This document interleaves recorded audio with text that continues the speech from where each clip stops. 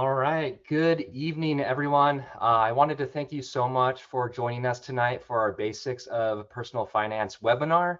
My name is Zach Egger, and I'm a business development rep here with the credit union.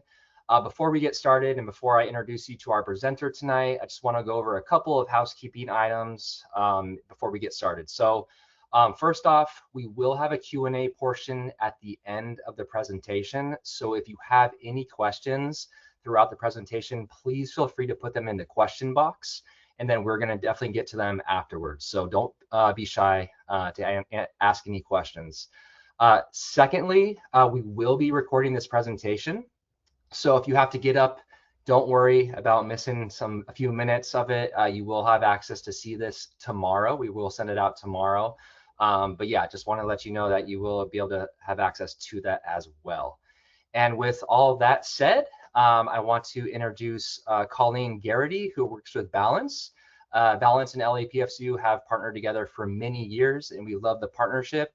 But I'm really excited to have Colleen here tonight because she has over 30 years of experience in the financial world. So she has a wealth of knowledge, and there's no one better to explain, tonight's webinar to you all. So with that, I'm going to hand it over to Colleen. Thank you so much. I really appreciate it, Zachary. And I'm so happy to be here, and I'm glad you guys are here. As you said, my name is Colleen Garrity. I will be that presenter for you today. And I want to definitely thank LAPFCU for allowing me to be in your living rooms. I do want to mention one more thing. There is a handout. So there's a little piece of paper that looks like a little paper that has a paper clip on it. Make sure sometime during this presentation, please download that handout. It's a wonderful handout, okay? Tonight's session is called Basics of Personal Finance. We're going to focus on helping you to have good habits when it comes to your financial health, okay? You don't have to be perfect right off the bat, but it's really a good idea to take those baby steps, really being able to manage your money. Managing money really can help you feel stressful or overwhelmed at times, right? I mean, by a raise of hands, how many people feel overwhelmed sometimes with their finances? Give me an emoji. How do you feel? Yeah, yep. I'm seeing a lot of hands go up. Yep, definitely. Yeah, there's another one. Okay, yeah, I know. I sometimes feel overwhelmed when it comes to my finances too, but you're not alone, okay? It doesn't mean that you failed or you've done something wrong or anything like that. It just means that you just need to take some more baby steps. This workshop is designed to be practical, supportive, and realistic. We're going to take really a whole picture approach and focus on building a strong foundation step by step without any pressure or judgment, okay? You won't be asked to share personal details. The goal is simply to build awareness and walk away with a few meaningful steps to help you take control of your money versus your money taking control of you. So what we're going to do so you can see the screen nice and big and bold is I'm going to turn off my camera so you can see that big, beautiful screen there. And we are going to get ourselves started. But before we dive in, I want to take a moment really to ground us, right? Really think about what we're going to talk about today. By the end of this session, the goal is for you to know everything about personal finance, right? That's not what it is. It's really to help you see financial wellness as something that you build over time through awareness, changing some habits, simple systems that will support your life. We're going to really talk about, the core building blocks of a strong financial foundation and how things like income, spending, credit, savings, and planning are all interconnected, okay? Now, I want you to take a look at all these different topics here. We're going to cover all of this. This is a lot, right? So we're going to cover all of this, and hopefully just one little thing is going to resonate with you that's going to help move you forward. Okay, it's going to help you reflect, right? But let's pinpoint. Most of us, we have these obstacles, right? So we're going to look at an obstacle. So what I want you to do is take a look at this wonderful slide here, and I'm going to share a poll with you.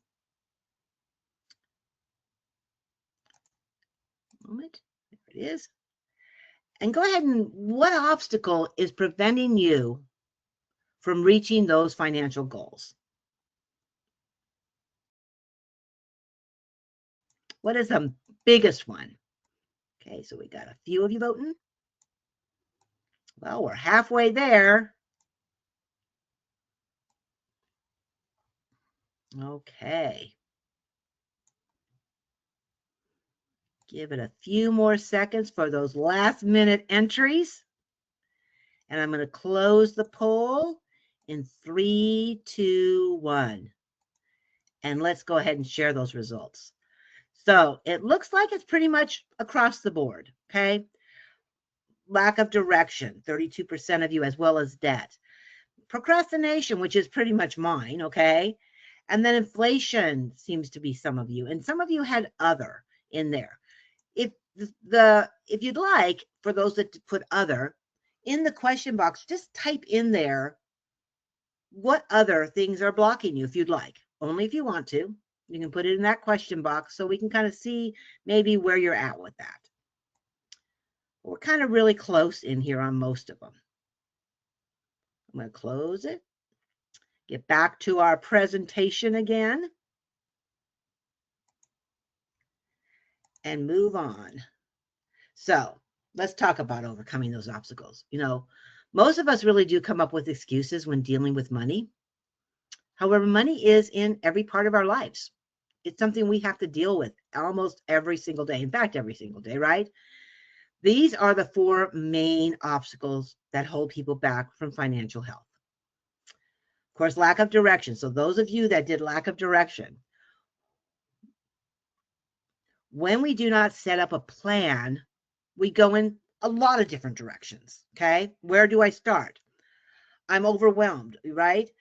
That is why it's really important to have a plan in place, but take baby steps. Okay. Instead of tackling everything all at once, tackle it little by little. You know, people that are really successful at losing weight, I have to lose 100 pounds. If they say to themselves, I'm going to lose 100 pounds, odds are they won't lose that 100 pounds. However, if they say, I'm going to lose 10 pounds this month, they will. Okay. And they make that plan on how they're going to do it.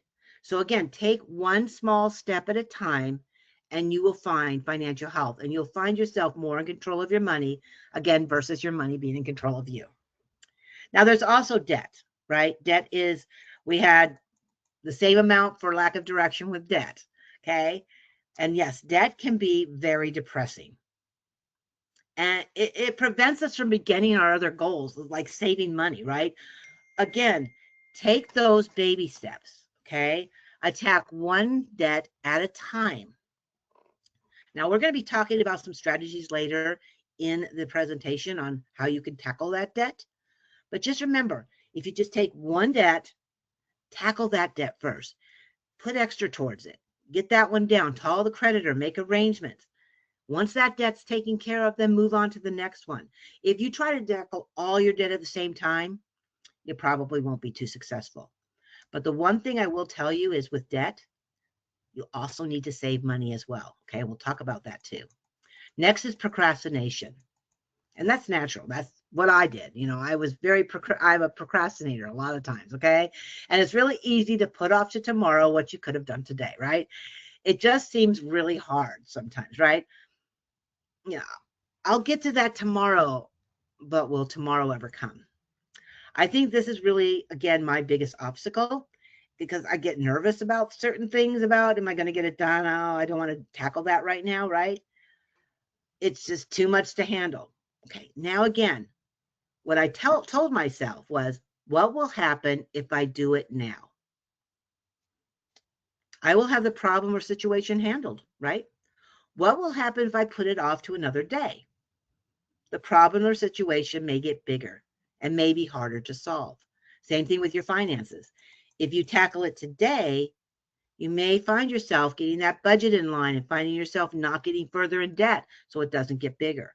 So start today. Don't put it off to tomorrow. Okay. Next, lastly, is inflation. We all see it, right? Things are getting a lot more expensive. We all know that. It does happen. The best way to overcome this is by putting money into a savings account, including investments accounts. It's really important to really think about your future by investing. We're going to go a whole lot about investing, okay? So what you want to do is pinpoint your individual obstacle. Take one little baby step and then another one, and you're going to find that it's a habit and that lack of direction, debt, procrastination, inflation is not going to stop you, okay? You want to see it, believe it, and you will achieve it. Let's start by the wonderful 4 things in order to have that money management. If financial wellness was like a building, like a house, the foundation is actually the awareness, okay? Before we talk about the tools, accounts, strategies, all that, it's important to understand what happens beneath the surface, right? To have that awareness. Awareness of where your money goes, how you tend to respond under stress, and the habits you've developed over time all shape your financial experience. Now, many money decisions, they're really not logical. They're automatic, okay? They're influenced by what we've learned and what we've experienced and what feels safest in that moment, okay? Awareness doesn't mean judgment. It simply gives you more choices. And when you have more choices, money tends to feel more manageable. Now, money management is controlled by you, right? So you want to control it. You want to be in control of your money instead of your money being in control of you. Knowing where your money is going is the very first most important step. So how will you know? Setting goals, creating a spending plan, a budget, tackling your money, measuring your net worth, right? Let's start with our goals. Think of the things you want to do with your money. Do you want to buy a house? I know me, I want to retire, right? Maybe start an emergency savings account. Maybe it's just deleting your debt, or maybe it's something else, right? Maybe I want to go on vacation because one of my biggest dreams is to go on vacation, and I'm making it a goal, a smart goal. And we'll talk about that. But I want to go to Ireland. That is my biggest thing I want to do with my life right now. So you do want to make your goals SMART, SMART, which is specific, measurable, attainable, realistic, and time bound. You always have to have an end date stamped on that. We are going to go a lot more in depth on this a little bit later in the presentation. Now, one of the best ways to be in charge of your money instead of your money being in charge of you is to process a budget or a spending and saving plan. This helps you know where your money is going and how you can spend your cash. So I do have another question for you, and that is,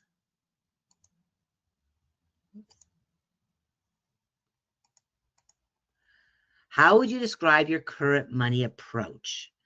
How would you describe that? So let's see what your answers are in this.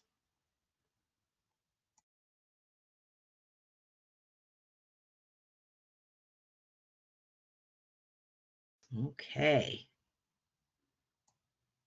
We're almost halfway there. Thank you very much for answering. I appreciate it. No one's going to know your answers. I'm loving the answers here, by the way. Okay, I'm going to close the poll in 3, 2, 1. All right. I am very happy to see that 48% of you have a plan and review it regularly. That is amazing. Few of you have a plan, but you don't look at it often. So we're going to work on that, okay? Some of you track things loosely when you feel stressed. That's 19% of you. Okay. I mostly react as things come up. Yeah. I'm not sure where to start. Okay, only 5% of you. So I'm going to tell you where to start too. So thank you very much for answering so honestly. I appreciate that immensely. So let's figure this out now. Okay.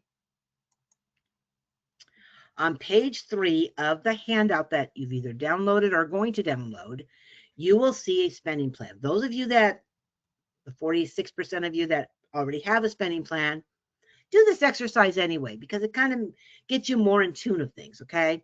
The rest of you, I want you to take time to complete the page 3, okay? When the session is over. It's a homework, okay? Studies have shown that you are most apt to follow a plan if you take pen and paper. Typing on the internet, on your laptop, on your smartphone, or your whatever you have is good, but actually taking that pen in your hand and putting it to paper, they have found people have been most successful. Okay. Once you do that, you can enter the information into any app that you want to use or whatever program you feel comfortable with. But the first time you do it, I want you to do pen and paper. Okay. First, you want to look at your current spending. Track your cash flow. I will not lie. When you first start, and some of you know this, when you start a budget, it takes time to start. But once you have it all set, it's about an hour a month. But you still have to have it on top of mind when you're spending your cash, okay? First, fill out what you spend. Take a month and just keep track of what you're actually spending. Or look at your receipts or your statements, okay? See where your money is being spent. Even $1 in a vending machine, you need to write that down.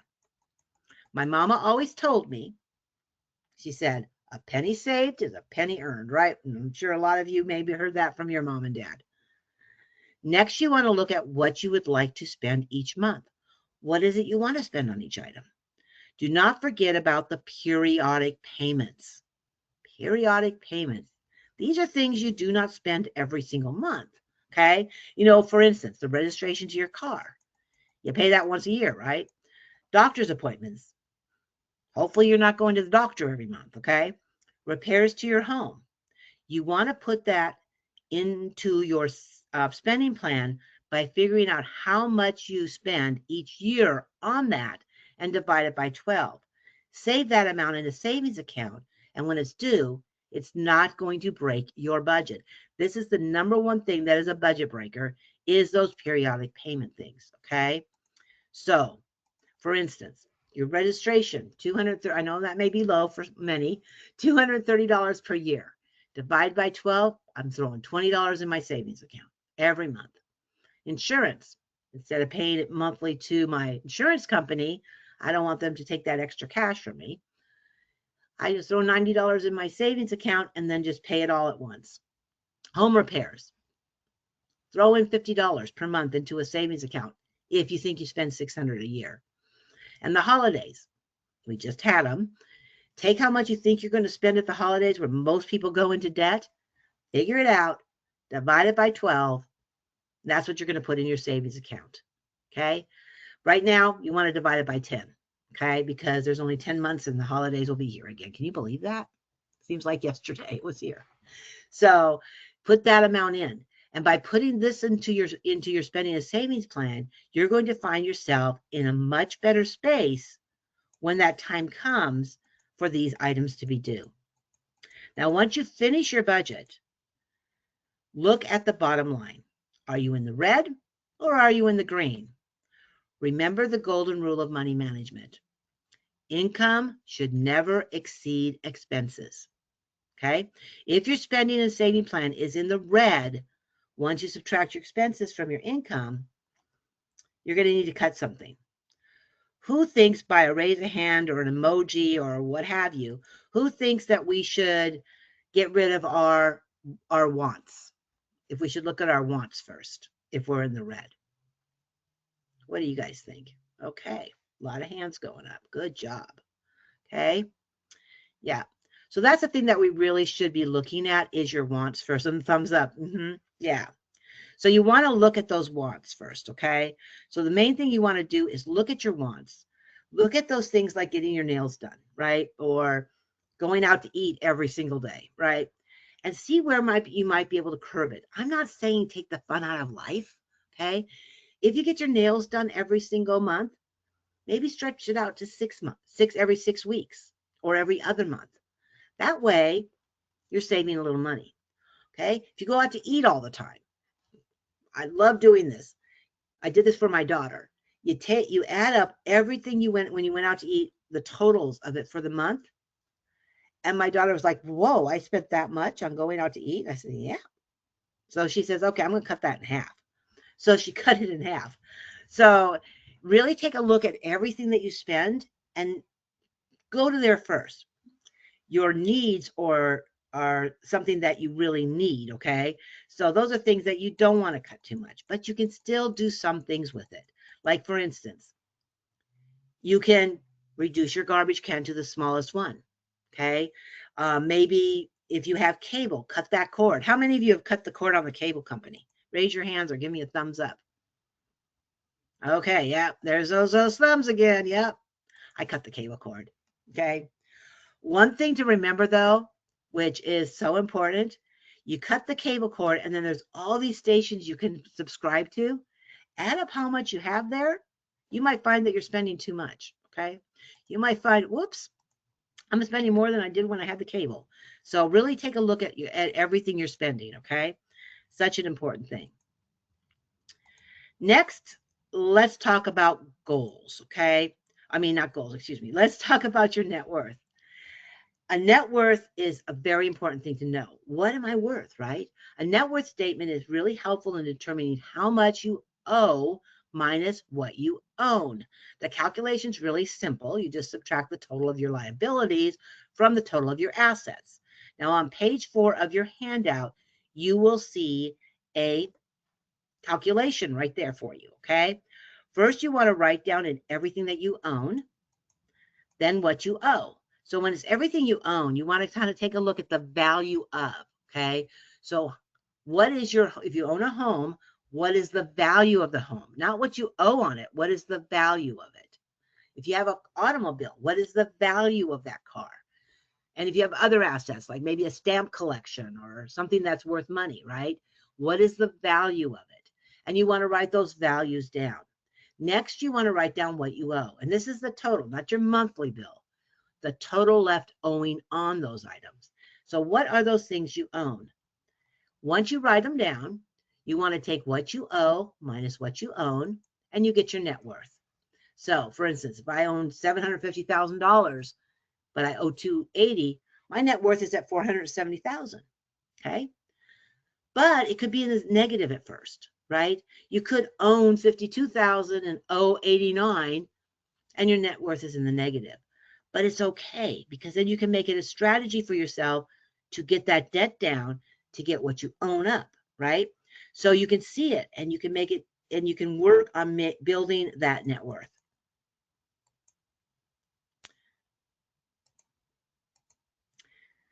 Next, let's talk a little bit about credit, but one more question for you here on that. And that is, of course, what are your biggest concerns about credit?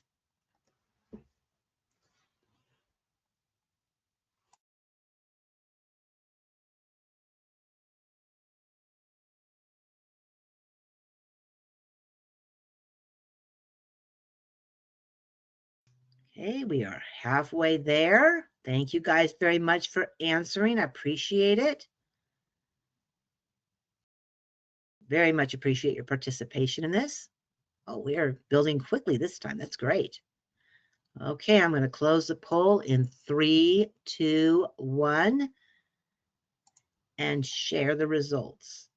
So, number 1, feeling stressed about debt. That's pretty much everyone. Draining savings to pay bills, right? Making payments late. Okay. But stress is a number 1 thing that most people deal with. That is something that a lot of people deal with, is that stress. So let's go ahead and talk about about credit a little bit. Credit, it carries a lot of emotions, but at its core, it builds through a few consistent behaviors over time. Okay. Using credit is really manageable. Okay. Making payments on time. That's all you got to do. Keeping balance is reasonable, and understanding the cost of borrowing. I say it's easy. It's not easy, right? Because we've got these habits and we want to change those habits. Okay. When we talk about maintaining a healthy credit score, It's really helpful to really remember that scores are simply a reflection of patterns over time. They respond, most, of course, to on-time payments and keeping your balances low. This isn't about chasing a perfect credit score, though. It's about building reliability and reducing that stress, okay? Even small, steady habits can strengthen this part of your financial foundation over time. If debt feels really heavy or stressful right now, that doesn't mean you've done something wrong. It may simply be a sign that this part of the foundation really needs some attention right now. Maybe a little bit of an adjustment, okay? So, first thing you're going to do when it comes to credit, even debt, you should review your credit report right away, at minimum annually, even if you have a monitoring company. So by a raise of hands, who has monitoring companies? Monitoring. Anybody have a monitoring company? Okay. All right. Thank you very much. Got some thumbs up and we got some hands raised. Okay. Thank you. Yep. I actually have a monitoring company myself that I utilize, and it's nice to have, but you still want to look at your credit report yourself at least annually. Okay. When reviewing your credit report, you want to make sure you review all three: Equifax, Experian, and TransUnion. Now you can go to annualcreditreport.com and get a copy of all three of your credit reports. And it's free. It used to be only once a year, but since 2020, here's a hint, it's once a month. So you can go look at it monthly if you really want to, okay? But make sure to look at everything: your name, your address, your accounts, and if there's any errors, right? Because errors happen. And if you see one, make that complaint, make that dispute, okay? You want to get it corrected, but you have to have proof that there's a dispute, okay?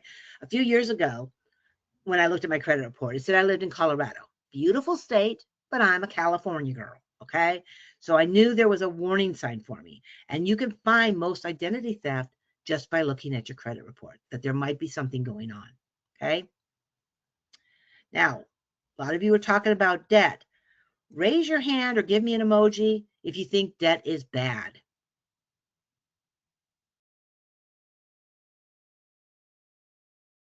Okay, got some thumbs, got some hands. Okay. Well, actually, to be quite honest with you, debt isn't always bad. There's good debt, and then there's bad debt, okay? The good debt is debt that actually appreciates in value, such as home ownership, a college education, because you're usually going to get a higher paying job with college education. Things where values go up is actually very healthy, and it's healthy for your foundation, for that building you're building, okay? It makes things stronger. Things that are considered bad debt is when you charge a lot on your credit cards but don't pay it off each month. That's bad debt, okay? So what does it mean to be, in debt? You really want to say, okay, if I'm in debt, how do I pay it off, right? I want to pay it off. For many people, debt plays a role really in helping them to be sometimes in a better place with that good debt, okay? A healthy debt load is one that fits within your monthly cash flow, and it allows you to cover essentials things, right? So really helping you with your goals, okay? So really it's okay to have some debt, just not a lot of debt.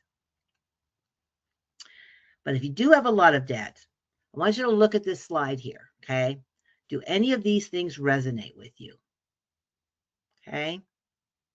So really look at it. Paying only the minimum, high interest rates. I'm going to give you a second to kind of look at that. And then if you could do me a favor, and if 3 or more of these resonate with you, give me a thumbs down, or you can raise your hand if you want to. Okay, there's a few people that are doing that. Okay. All right. Well, guess what? Many years ago, it all resonated with me. I had at least 5 of them. Okay. But actually, if you have 3 or more of these, it's time to step back, breathe, and take the control back. One of the things I would suggest to you is speak with a coach, a financial coach. LAPFCU has coaches available for you.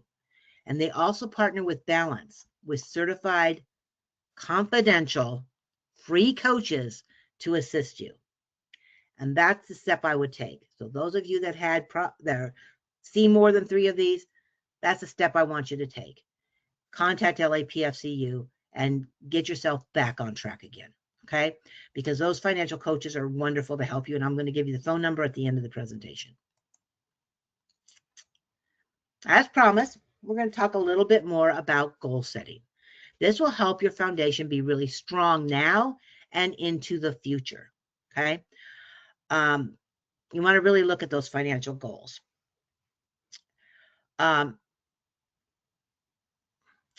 So again, a goal, it needs to be either short-term, mid-term, or long-term. Okay, you want to kind of figure out, what is my goal? What is the goal, right? They all should be in different vehicles when you're saving up for them. Now, a short-term goal are achieved in under a year. Okay, like a new smartphone, right? Buying a computer, maybe creating a savings account. Could be that you're buying a new car, right? Putting the monthly amount into a savings account is the way you want to go.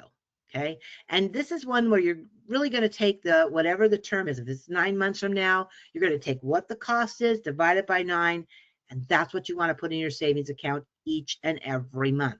Okay. That's a short-term goal. Midterm goals, they're achieved in about 1 to 5 years. Like maybe taking my trip to Ireland, right? Buying a house, maybe eliminating your debt. Now, these except for the debt, because the debt you're going to be paying off one debt at a time, right?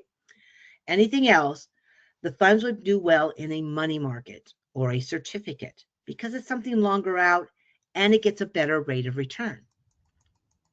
And long-term goals are achieved in more than 5 years. Things like retirement, right? Saving for your child's education.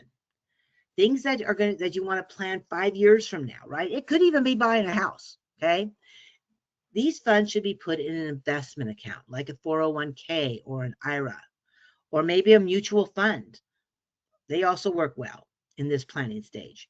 But if it's retirement, you really want to use that retirement accounts, okay? So those would be well in those, right? And those, again, if you're investing, we all know there's no guarantee. So we need to speak to a financial advisor, which I'm going to talk about again soon too. But again, the greatest action that you can do is make it smart, specific, measurable, attainable, realistic, and time-bound. I could say, I want to be a millionaire. That's nice, right? But a smart goal is, I want to be a millionaire by the time I am 55 years old. This is, of course, if you're 20, okay?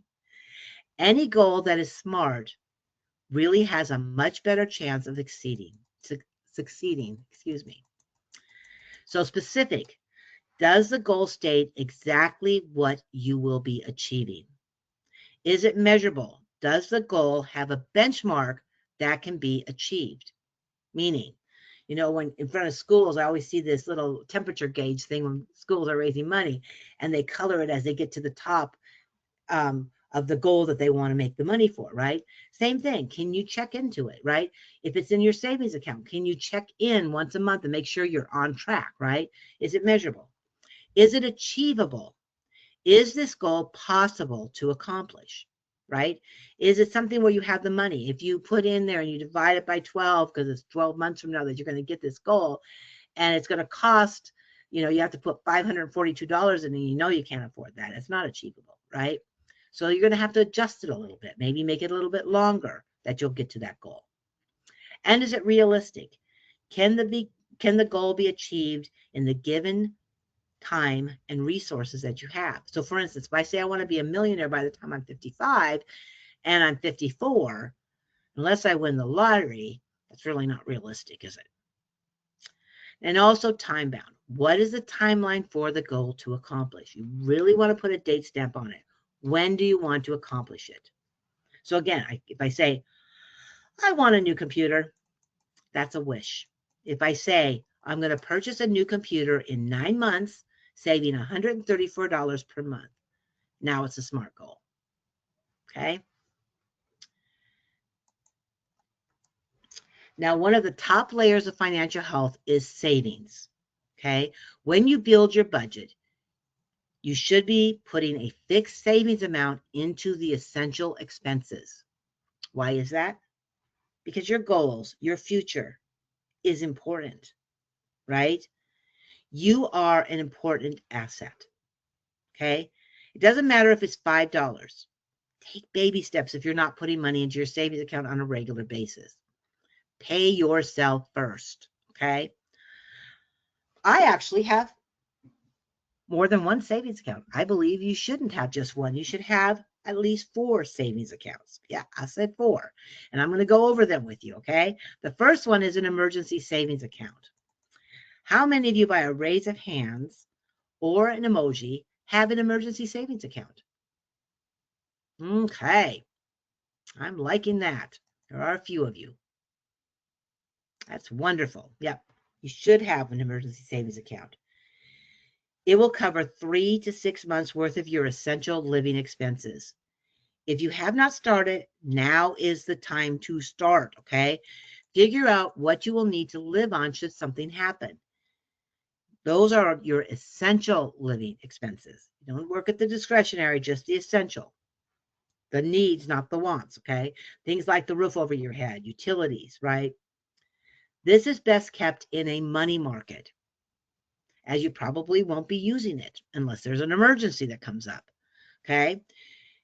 Something that you still have easy access to, right? Now, LAPFCU has a money market that is wonderful. Now, like most money markets, usually have a minimum that you have to have. So with LAPFCU, it's $2,500 to start your emergency savings account. So start it out in a regular savings until you build it up, then move it into a money market account. And then if you have to use some of that money for something, put it in your budget as a payback, like you loaned yourself money so you can build it back up again, okay? The next is retirement. It's best to put that in a 401k or an IRA. We'll talk more about that in a minute. The next savings account is your goal savings account. That's your basic savings account, okay? That's where you're going to put those short-term goals in there, right? And also your midterm goals, unless it's over $2,500, you want to put them in the basic savings account, okay? Just that's your savings account, not long-term goals. That's different, okay? And the last one is your periodic savings account. That's going to go, again, into a basic savings account because you're going to use it throughout the year, but I have a separate one for that. So I know I have the money to pull out, to pay for the holidays, to pay for my insurance, to pay for my registration, my car repairs, whatever it happens to be.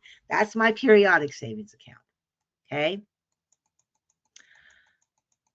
And yes, you should save money even if you have debt. Like I said, baby steps. I don't care if it's just $5.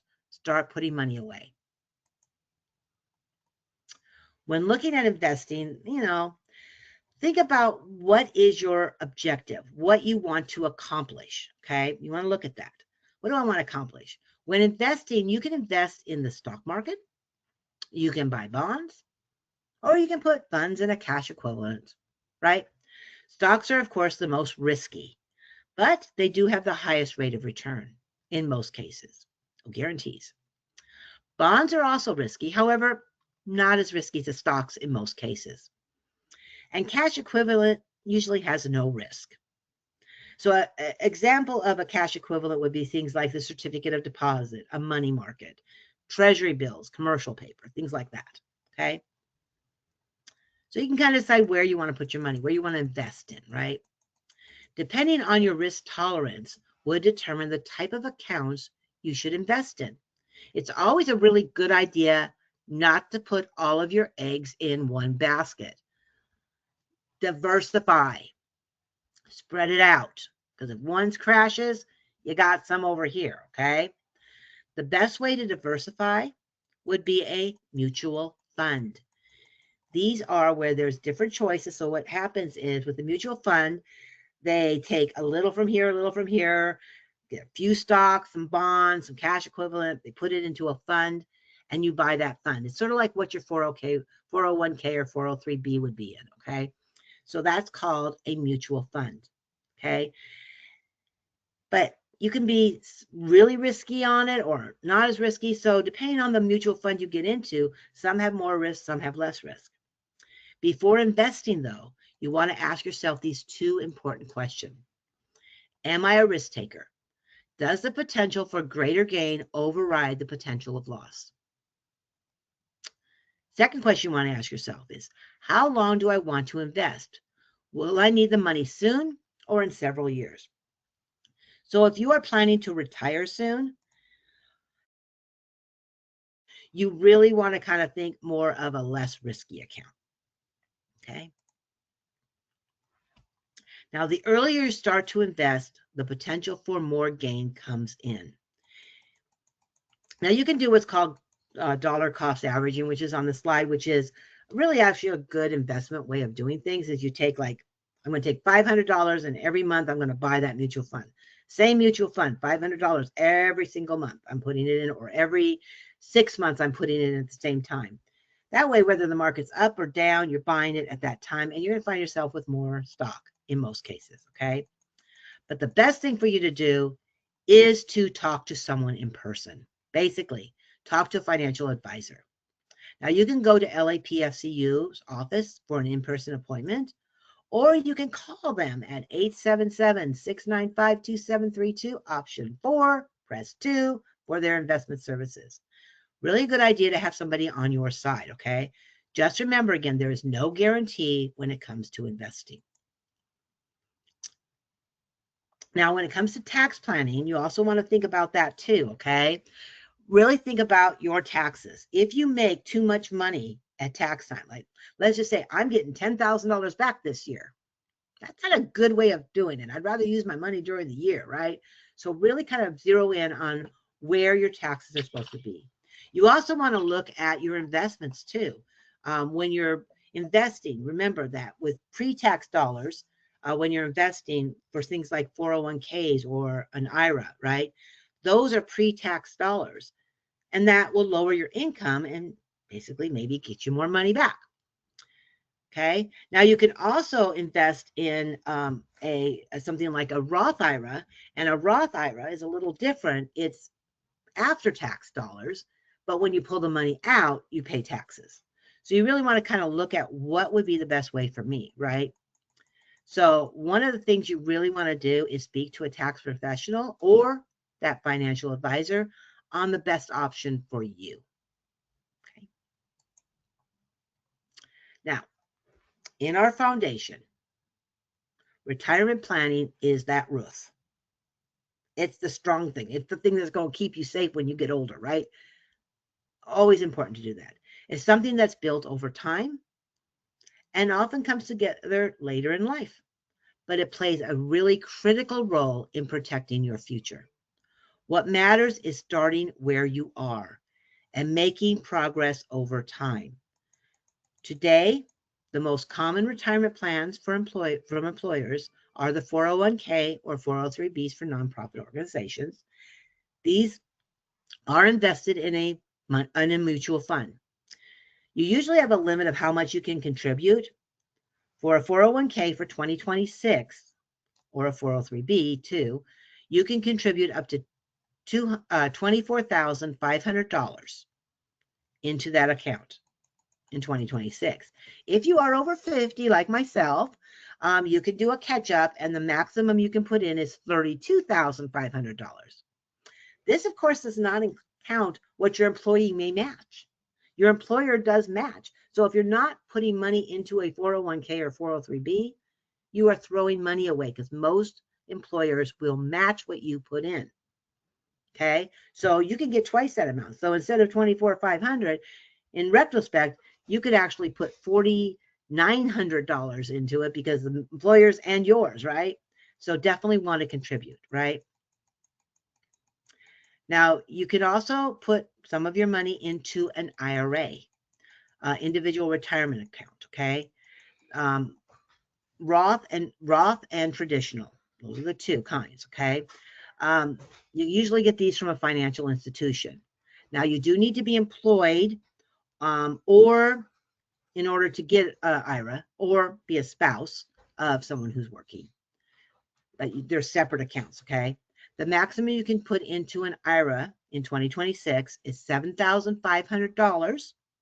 And if over age 50 you get that catch up, you can put $8,600 in it. Now, the other plans for those self-employed are the Kellogg SEP IRA and the Simple IRA.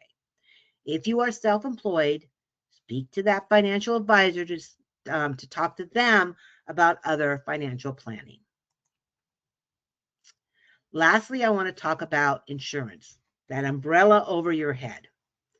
Very important to have this, okay? It's going to protect your structure. It's going to make you sure make sure that everything goes okay. So you want to check in on your insurance at least once a year. No matter how strong you think your financial foundation is, unexpected things happen. That's where protection comes in.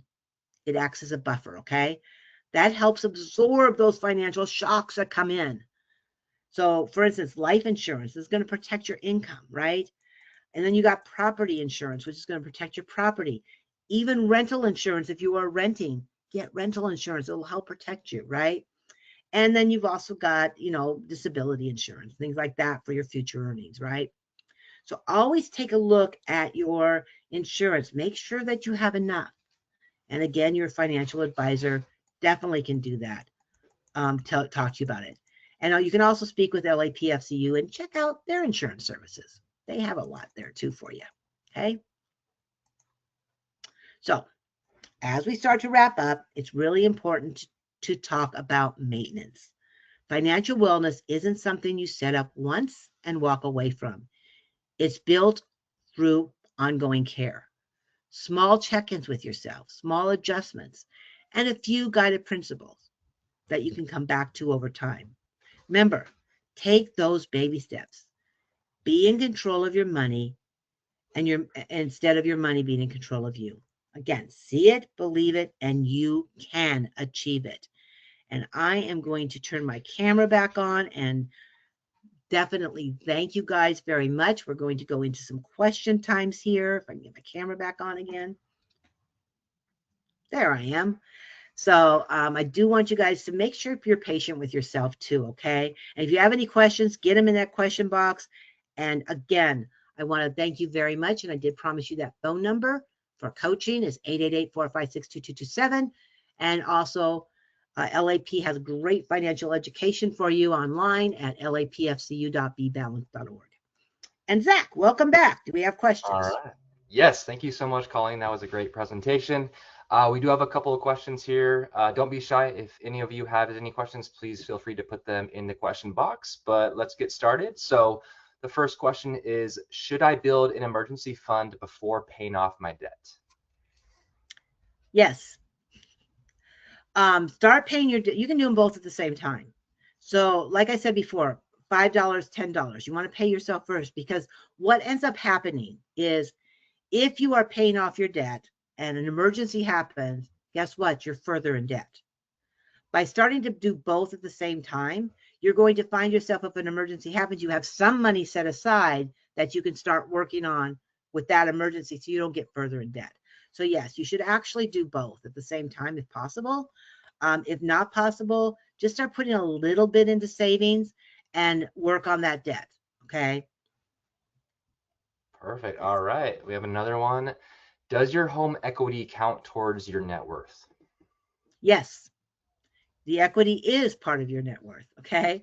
So when you're talking about your net worth, once again, what you want to do is put the value of the home down. What is it valued at? Is it worth 800,000, 400,000, whatever it is? And then you want to subtract from that what you owe. Maybe you owe 200,000. So if it's worth 800,000, you take the 200,000 off in the bottom section. So there's two sections. You definitely, yes, the equity in your home is definitely part of your net worth. All right. The third one is, how can I prepare for surprise expenses? Emergency savings account. One of the things that I always do is in my budget, in my spending and savings plan, is I always adjust to make sure that I have a little bit of extra cash. It's the same thing as when I go to the grocery store. I always put like $10 down here just in case, I want those grapes, right? I love grapes if they're on sale. So yes, that emergency savings account is what you are going to be building for those unexpected things, because unexpected things happen. Let me tell you, one day I was driving down the road with my daughter, bought some iced tea, put it in a little cup holder, right? And um, we just finished buying it. I put it in my cup holder, and I was looking at my phone, but I was at the restaurant still, or the fast food place that we went in to get the iced tea through the drive-through. And I went to put my phone down because I was going to start driving. Guess where it went? Right in my iced tea. Yeah, new phone, unexpected. Now I have to buy it. So yes, unexpected things happen, and that's why the emergency savings account is the best thing to have set aside. Just start building it. $5, $10, whatever you can do. All right. What are the biggest red flags in a credit report? Biggest red flags could be almost anything. Okay. One of them is, of course, an account that is not yours, that you've never seen before. Okay. I don't know this account. What is this account? Right. That is a big red flag, because if there's an account on there that I had never, ever touched before. So you want to take action with that immediately. Your address change. That's another big red flag, because that means somebody was able to access my account and change my address, which means that they must have applied someplace. They might have been denied, but they applied someplace which changed my address. And that's why I then took the steps for identity theft, because I want to make sure nothing happened at that point. I froze my account. So those are red flags.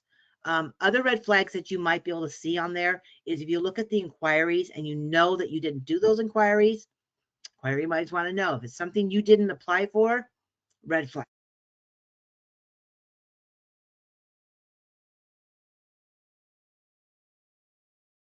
Did you think of any others, Zachary? That, Yeah, we have another one.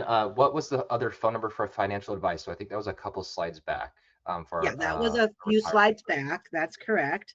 Um, so the phone number again, I gotta remember it here real quick. I've got it. Let me go back on it if I can. Let's see here.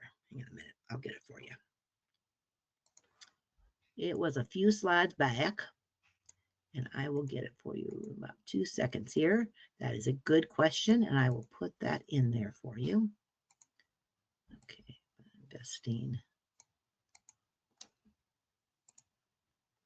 It is 877 695 72. I'm sorry, 2732.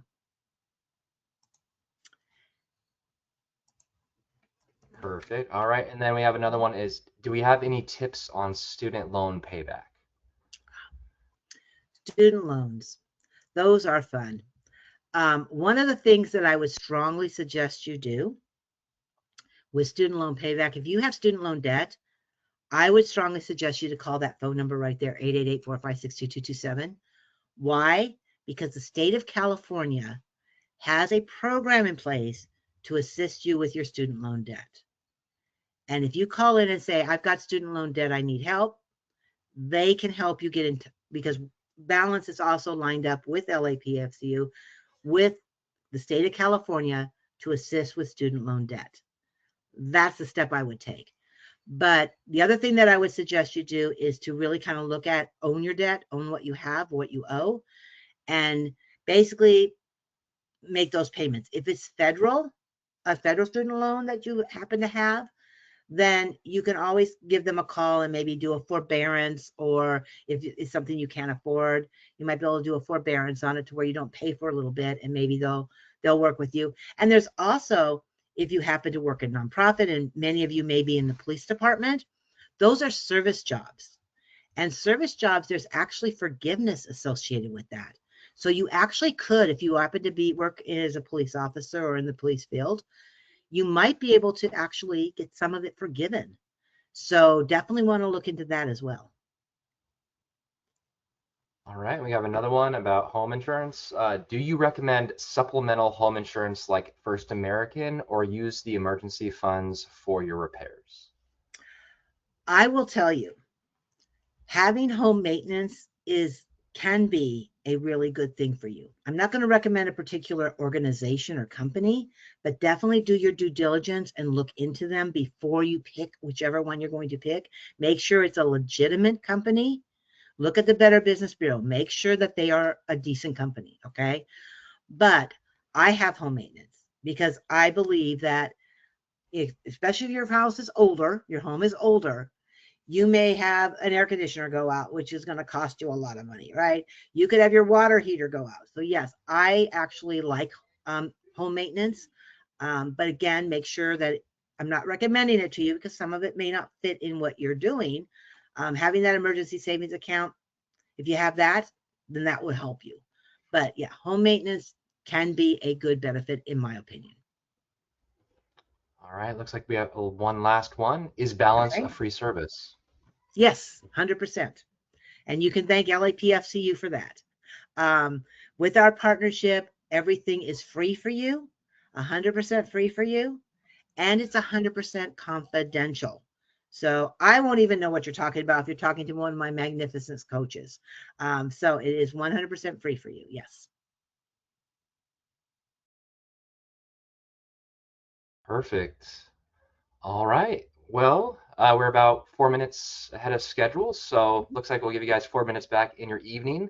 I just want to thank you all again for joining us tonight. We really appreciate it. Just a reminder, the recording will be available tomorrow, so you will receive an email from us when it's available for you to view. But again, thank you so much. Thank you so much, Colleen, for giving us such a great presentation. Thank you. Good night. All right, everyone. Have a great night.